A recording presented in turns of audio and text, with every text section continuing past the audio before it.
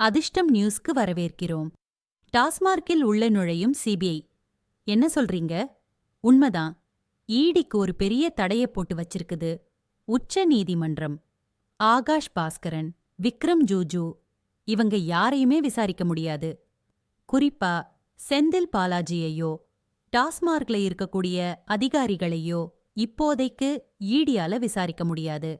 2-3 நாளைக்கு முன்னாடி ஈடி உதவி இயக்குனர் போய் மன்னிப்பு வேற கேட்டாரு.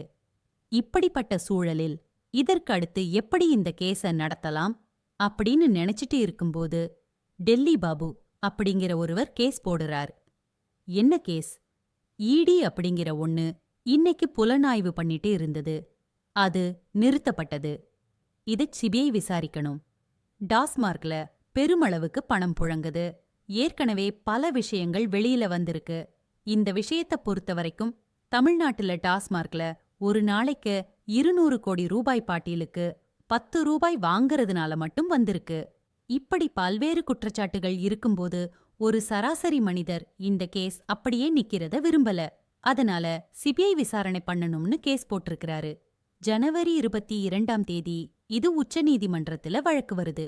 ஏற்கனவே ஜனவரி 20 தேதி ஸ்டாலின் கொளத்தூர் வெற்றி செல்லுமா செல்லாதா அப்படிங்கிற வழக்கு வரப்போகுது. அடுத்த 2 நாள்ல இந்த வழக்கு. இந்த வழக்குல சிபிஐ விசாரணை கொடுத்துருவாங்க அப்படிங்கறதான் பரவலா பேசப்படுது. ஏன்னா ஒரு வழக்கை ரொம்ப நாளைக்கு உச்ச நீதிமன்றம் அப்படியே வச்சிருக்காது. அவங்க திருடுனா திருடட்டும், நாங்க ஈடிக்கு போட்ட தடை அப்படித்தான் அப்படின்னு நீதியரசர்கள் சொல்ல மாட்டாங்க. அப்ப சிபிஐக்கு இந்த விஷயம் போச்சுன்னா அது கண்டிப்பா 10 ரூபாய்க்கும் அவங்க தம்பிக்கும் சிக்கல்தான். திமுக கூடாரம் ஆடிப்போயிருக்கிறது. சரி, நம்ம கிட்ட பணம் இருக்குது, எதையும் பார்த்துக்கலாம், எல்லாத்தையும் சரி கட்டலாம் அப்படின்னு இவங்க நினைச்சிட்டு இருந்தாலும் டெல்லி வேற மாதிரி யோசிக்குதாம்.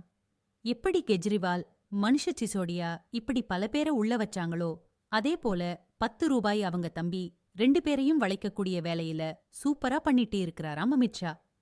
சிபிஐ விசாரணைக்கு போச்சுன்னா திமுகவுக்கு அது 7.5 தான் அப்படிங்கிற மாதிரி தகவல்கள் திமுகவை கவலையளிக்க செய்கிறது.